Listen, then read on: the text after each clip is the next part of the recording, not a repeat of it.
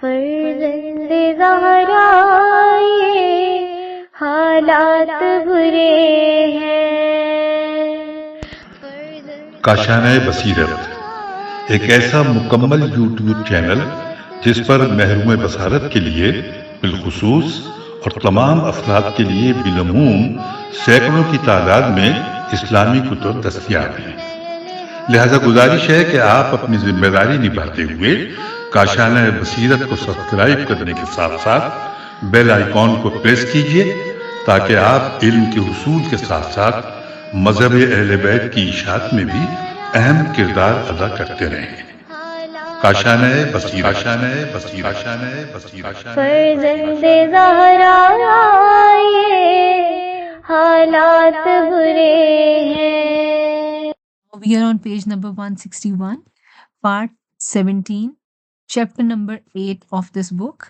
And the title is Prophecies Made by Isa alayhi salam about the advent of Prophet Muhammad Mustafa sallallahu alaihi wa alihi wasallam.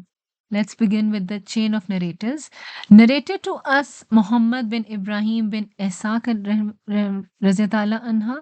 Narrated to us Abu Ahmad Abdul Aziz bin Yahya bin Ahmad bin Isa al-Jaludi al-Basri in Basra.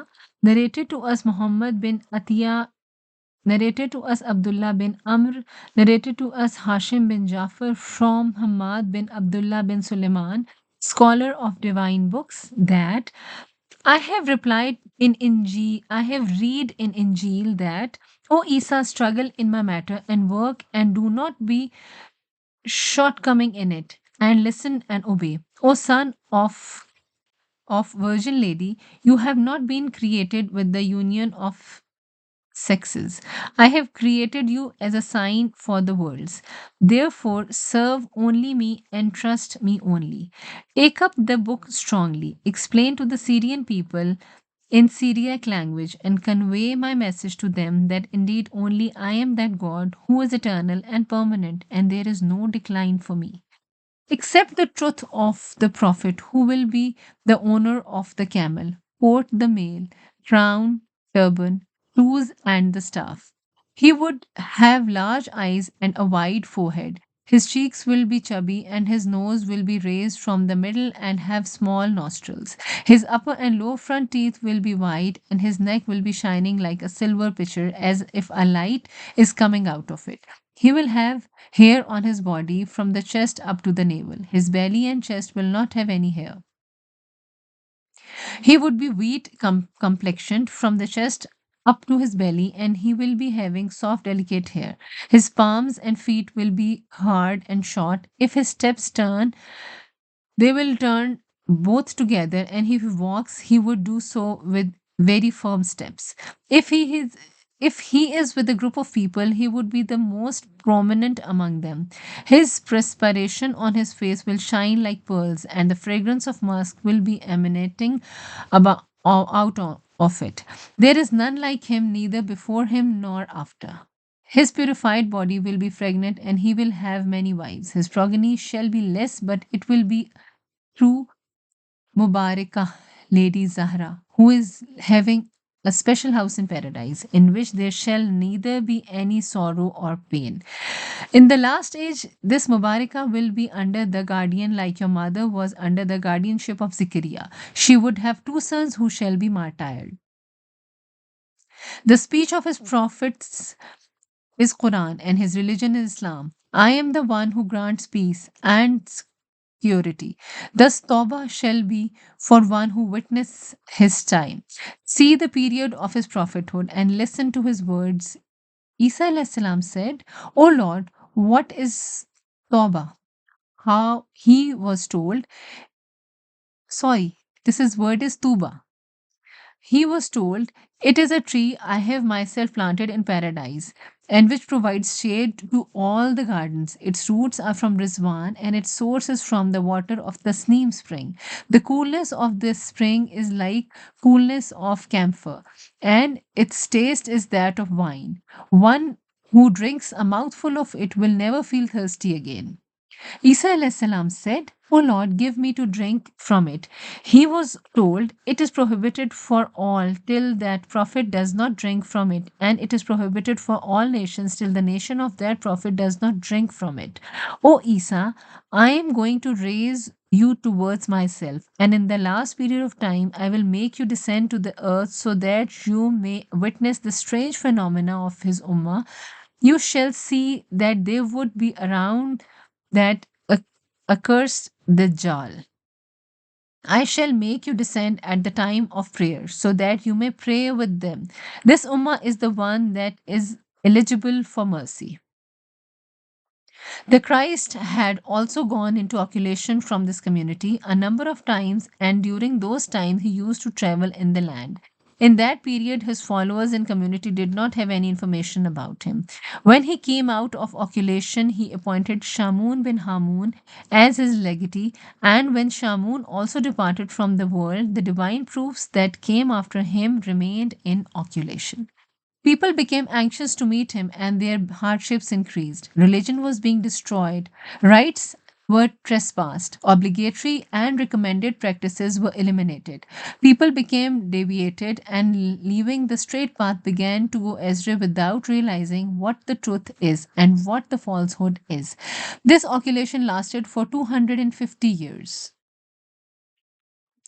Narrated to us Muhammad bin Hassan bin Ahmad bin Walid that narrated to us Muhammad bin Hassan Safar and Saad bin Abdullah, all of them from Ayub bin Nuh, from Abdullah bin Al Mughira, from Saad bin Abi Khalaf, from Muawiyah bin Ammar, that he said, Abdullah alayhi salam, Abu Abdullah alayhi salam said, people remained without an apparent divine proof for 250 years after Isa ibn Maryam. Now, this is the third point. Narrated to us, my father, narrated to us Muhammad bin Yahya from Yaqub bin Yazid, from Muhammad bin Abi Umair, from Saad bin Abi Khalaf, from Yaqub bin Shoaib, from Abi Abdullah alayhi salam, that he said, these are the chain of narrators basically. This is written in inverted commas. Between Isa alayhi salam and Muhammad sallallahu alaihi wasallam, there was a gap of 500 years, out of which for 250 years there was neither a prophet nor any learned one from the Allah who was parent. The narrator, asked, what did the people follow? The Imam replied, they followed the religion of Isa alayhi salam. I asked, what was their actual condition? He replied, they were believers. Then he said, the earth never remains devoid of a learned one. Among those who roamed in the land in search of divine proof was Salman Farsi. He continued to move from one learned to another and move from one jurisprudent to another and remained in the pursuit of divine secrets. He gained guidance through narrations. He waited for the Qaim, and the chief of the formers and the laters. Muhammad sallallahu alaihi wasallam for 400 years till he received the glad tidings of his birth. When he became certain of deliverance, he set out for Tahama and he was taken a captive here. Now we are on page number 163 and this is chapter number 9. Report of Suleiman Farsi regarding the advent of Prophet Muhammad sallallahu alaihi wasallam. Now, the chain of narrators is at number 1 point, that is, narrated to us my father, narrated to us Muhammad bin Yahya al-Atar and Ahmad bin Idris, all of them from Ahmad bin Muhammad bin Isa, from Muhammad bin Ali bin Mazahir, from his father who asked from Musa bin Jafar alayhi salam, O son of Allah's messenger, will you not tell us what was the reason Salman Farsi accepted Islam? He replied, my father informed me that one day Ali ibn Abi Talib alayhi salam, Salman Farsi, Abu Zar, and a group of people from Quraysh had congregated at the tomb of Holy Prophet sallallahu alaihi wasallam when Amir al-Mu'minin alayhi salam said to Salman Farsi, O Aba Abdullah, will you not tell us the beginning of your story? Salman said, by Allah, O Amir al-Mu'minin, if anyone other than you had asked, I would not have told anything. I was a resident of Shiraz and the son of a farmer, and my father loved me very much. One day I was going with my father to attend a festival of the people of that town when by chance we passed by a monastery in which a man was screaming, I testify there is no God except Allah, and that Isa is the spirit of Allah and Muhammad is the beloved of Allah. Thus the description and the praise of Muhammad permeated my flesh and blood, and after that I was interested in neither eating nor drinking. My mother asked, what is wrong with you, my son? That today you did not prostrate at the time of the rising of the sun. When I opposed her, she fell silent. When I went to my room, I saw a letter hanging from the roof. I asked my mother what the letter was. She said, "Oh, Rosba, when we returned home from celebrating a festival, we found it hanging from the roof. So you don't go near. If you do, so your father will kill you." Suleiman said that he continued to argue with his mother. When night fell and my parents went to sleep, I rose and took up the letter. I saw written therein, in the name of Allah, the Beneficent and Merciful. It is a covenant from Allah with Adam that he will create a prophet from his loins who will be named Muhammad. He will teach the best of morals and restrain the prophet from idol worship. O Ruzba, go to the legatee of Isa, accept the faith and leave the Majusi religion. Suleiman says that after this he screamed and fell down unconscious, and his trouble increased. He says, thus my father became aware of this, and he cast me into a deep pit. He said, come back to your religion, or I would kill you. I told him, you do whatever you like with me. The love of Muhammad will not leave my heart. Suleiman says, before reading the letter, I didn't know Arabic, and Allah, the Mighty and Sublime, taught me this language from this day. He says, I remained in that pit, and they used to throw small pieces of bread to me. When my father became prolonged, I raised up my hand to the heavens and praised, O my Lord, you have put the love of Muhammad and his legatee in my heart. So I beg you in their name that you hasten my deliverance and take me out from the condition I am in. At that moment, a person came to me, dressed in white. He said, Rasba, get up. After that, he held my hand and took me to the monastery. I began to recite, I testify that there is no God except Allah, and Isa is the Spirit of Allah, and that Muhammad is the beloved of Allah. The person who resided in the monastery came to me and asked, are you Rasba? Yes, I said. He said, go up. I went up and continued to serve him for 2 complete years. When it was the time of his death, he said, I am going to die. I asked him, oh, on whom are you leaving me? He said, I don't know anyone who follows my beliefs except a monk who lives in Anitok. Thus, if you meet him, convey my salutation to him and give him this tablet. Saying that this, he gave me a tablet. When he died, I gave him the funeral bath, shrouded and buried him, and taking the tablet, set out for a Anitok. Anitok. When I reached the monastery in Anitok, I began to recite, I testify that there is no God except Allah, and Isa is the Spirit of Allah, and that Muhammad is the beloved of Allah. The resident of monastery came to me and said, are you Rasba? Yes, I said. Go up. I went up and continued to serve him for 2 complete years. When it was the time of his death, he said, I am going to die. I asked him, on whom are you leaving me? He said, I don't know anyone who follows my belief except a monk who lives in Alexandria. Thus, when you meet him, convey my salutations to him and give him this tablet. Saying this, he gave me a tablet. When he died, I gave him the funeral bath, shrouded and buried him, and taking the tablet, reached the monastery and he had indicated. Upon reaching there, I began to chant. I testify that there is no God except Allah, and Isa is the Spirit of Allah, and that Muhammad is the beloved of Allah. Thus that monk came to me and asked, are you Rasba? Yes, I said. He said, go up. I went up and continued to serve him for 2 complete years. When it was the time of his death, he said, I'm going to die. I asked him, on whom are you leaving me? He said, I don't know anyone in the world who follows my belief, and indeed the birth of Muhammad bin Abdullah bin Abdul Muttalib is near. So if you meet him, convey my salutation to him and give this tablet to him. When he died, I gave him the funeral bath, shrouded and buried him, and set out taking the tablet with me. I met a group of people and I offered to serve them if they gave me food and water, and they agreed. When their meal time arrived, they tied up a sheep and beat it to death. After that, they prepared kebab with some of the meat and some they roasted red on the fire. When I declined to partake it, they said, eat it. I told them I am a monk and a young man that spent his life in a monastery, and monks do not eat meat. They began to beat me and were about to take my life said to them, some of them said, wait till the wine arrives, and know that he would not take wine also. When they brought the wine, I said, I am a monk and a young man who lived in a monastery, and the people of monastery do not imbibe wine. They tied me up and decided to eliminate me. I said, oh people, do not beat me or put me to death, as I have confessed to be a slave of yours. And I agree that I was a bondman of one of them.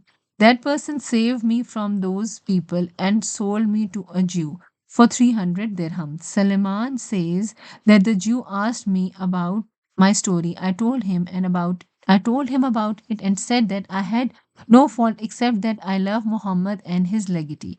The Jew said, then know that I hate you and Muhammad. He took me outside his house where there was a huge quantity of sand. He said, oh Razba, if you are not able to shift all the sand till the morning next, I will surely kill you. Suleiman says, I spent the whole night shifting the sand from one place to another.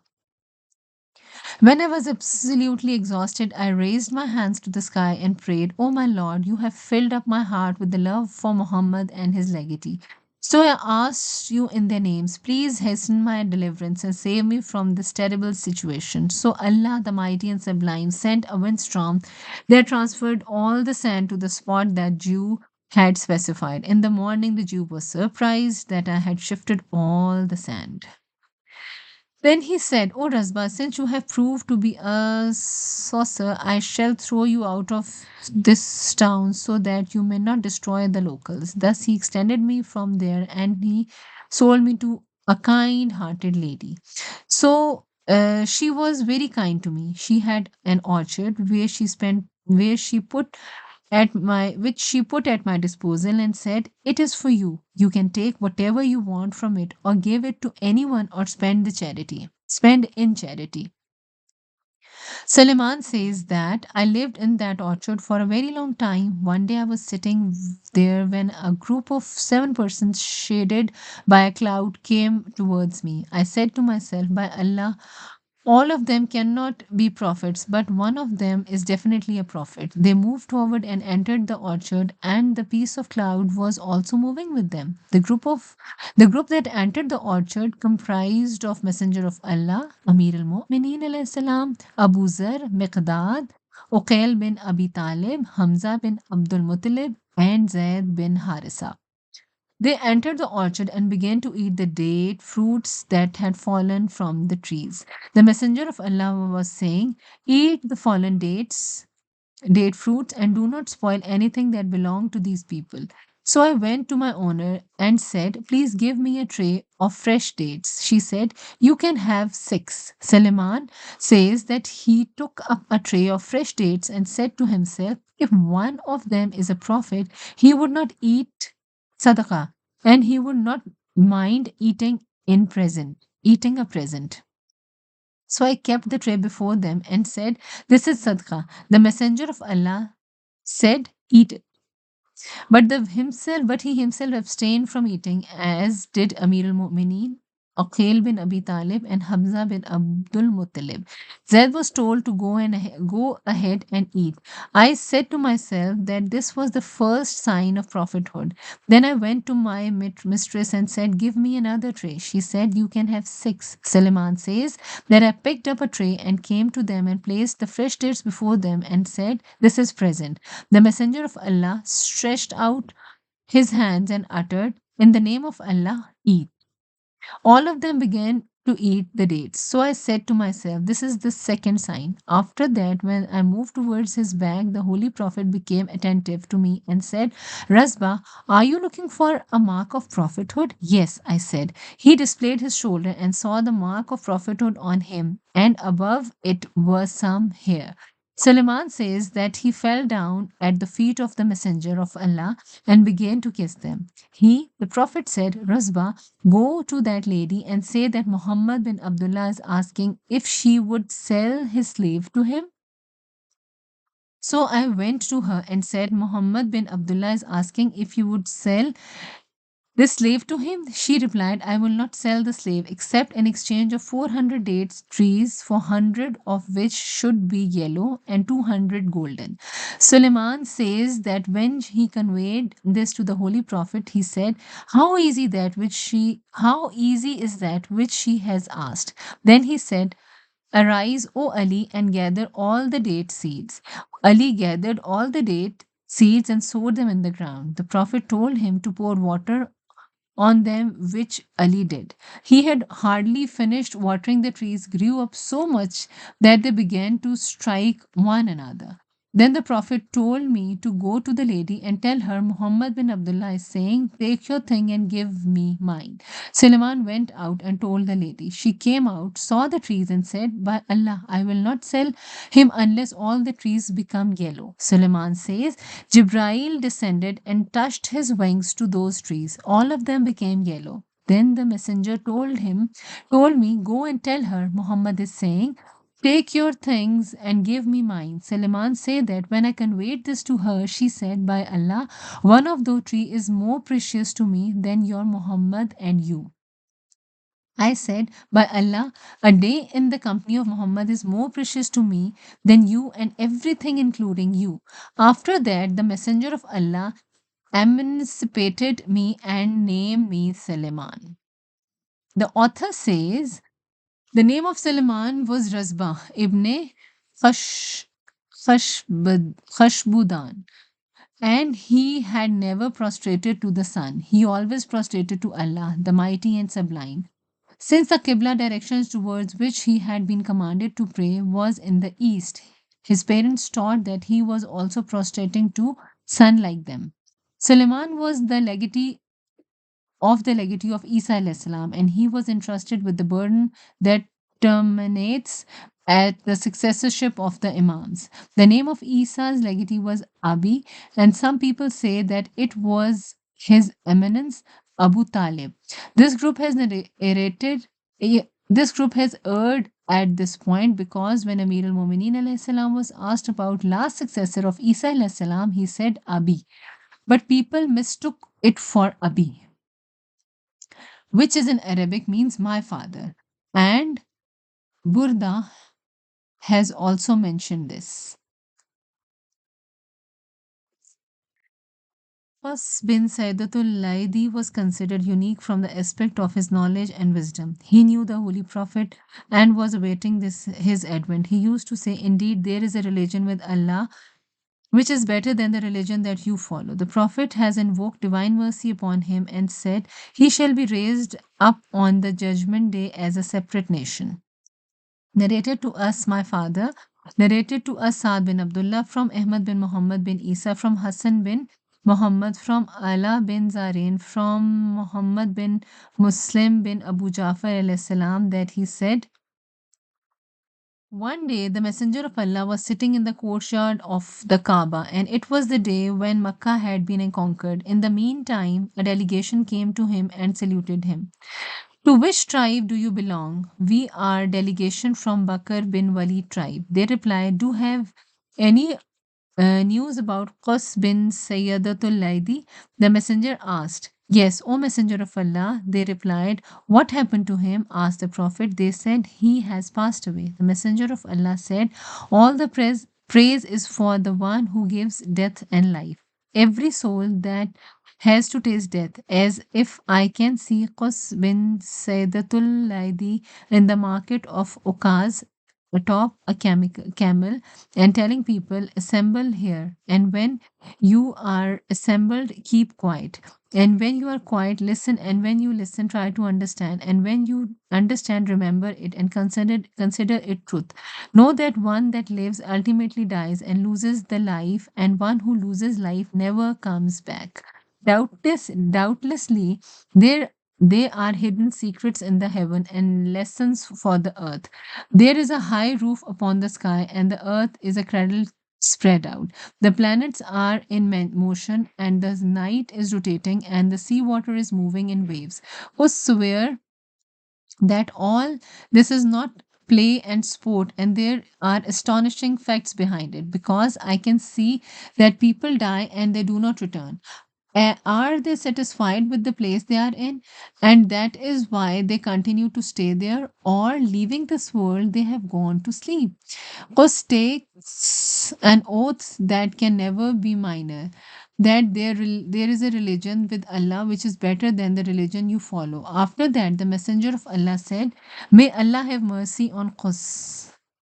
On judgment day, he shall be raised, be alone like a nation. Then he said, is there anyone among you who can accurately quote some of his couplets? Someone said, I have heard him recite the following couplets. In those who have gone before us in the past centuries, they are edifying insights. When I took note of different circumstances, I could not find any special cause of death. I saw my people, that the young and old all move towards it. Those who go away do not return to me, and neither those who have survived will continue to live. Therefore, I became certain that I would also have to go where the others have gone. Such was the level of the wisdom and recognition, marifat of Qus bin Sayyidatul Laidi, that whenever a person may Layth tribe came to visit the Messenger of Allah, he used to ask him about the wise sayings of Qus and listen to them with all the attention. Now there is a list of chain of narrators. This is the point 2. Narrated to us Hassan bin Abdullah bin Saeed, narrated to us Abdul Hassan Ali bin Hussein bin Ismail, informed us Muhammad bin Zakaria, narrated to us Abdullah bin Zahak from Hashim from his father, that a delegation from the Laid tribe paid a visit to the Messenger of Allah. When the latter asked them to mention some wise sayings of Qus, he was told that the Qus he had said as follows. O one who brings the news of death, the dead ones are in the graves, and upon their bodies are remaining of some cotton clothes. Leave them. Indeed, there is a day appointed for them, just as thunder and lightning awakes those who are asleep. Some will be unclothed and some dressed up. Some shall be in new clothes and some will be wearing worn out clothes. Till they will change from one condition to another into a new generation, and after that, another generation shall come into being. Rain and vegetation, fathers and mothers, those who have gone and the newcomers, signs after signs, dead ones after dead ones, light and darkness, nights and days, the poor and the rich, the righteous and the bad, the good doers and the sinners. It is the news and warning for those who are oblivious. Everyone who does something should improve it. Know that it is nothing but that Allah is one. Neither is He begotten, nor is the Father of anyone. Only He has turned back and He has initiated, and tomorrow one has to return to Him only. After this, O people of the Laith tribe, where is Thamud and Ad? Samud and Ad? And where are our ancestors? Where is the righteous one who was not rewarded? And where is the wrongdoer who was not penalized? Never. By the Lord of the Kaaba, One who is created shall be brought back, and if not today, then he will be returned on another day. This is Qus bin Saida bin Hadiqa bin Zahur bin Layad bin Nazir, who was the first among the people of the age of ignorance who brought faith in the advent of the Prophet.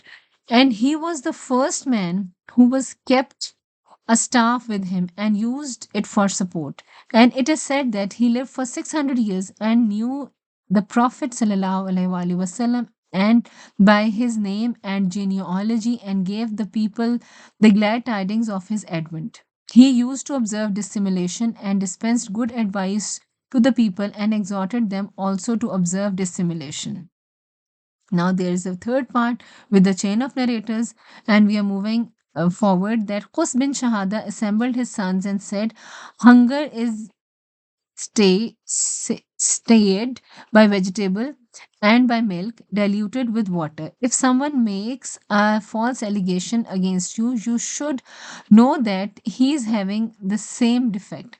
One who oppresses you shall certainly have to face oppression. When you observe justice by oppressing your selfish desires, you shall also be dealt with justice. When you prohibit people from something, begin with your own self. Do not hoard that which you do not consume, and do not eat what you don't need. If you save something, it must be only your deeds. Observe thrift. Generosity will get you the leadership of your community. Never take advice from busy person, even though he might be stable in character and has determination. Neither should you take advice from the one who is hungry, even though he might be wise. And don't take the advice of a coward, even though he may be capable of dispensing good advice. Do not take up a responsibility which will not be possible without any difficulty. When you observe enmity, follow the dictates of justice and equity. And when you speak, you must speak less. Do not give a loan to anyone, even though he might be your closest relative, because you will always dread that he will not repay. And the one whom you lend shall have the discretion to repay or not. Till the time he is indebted to you, he is the master and you are his slave. If he commits success on you, you are deserving of a due to your foolishness. And if he fulfills his promise, only he shall be eligible for praise and not you. Continue to pay sadaqah as it is expiration of mistakes and sins. Thus, Qus never gave loans to anyone, and he spoke in such a way that a layman cannot understand the underlying points, and only specified individuals may comprehend his words. Tuba, the king of Yemen, Tuba, the king of Yemen, was among those who knew the holy prophet and was in anticipation of his advent because he had received information about it. He knew that in the near future a prophet would arise in Makkah and migrated to Yasrib, that is Medina.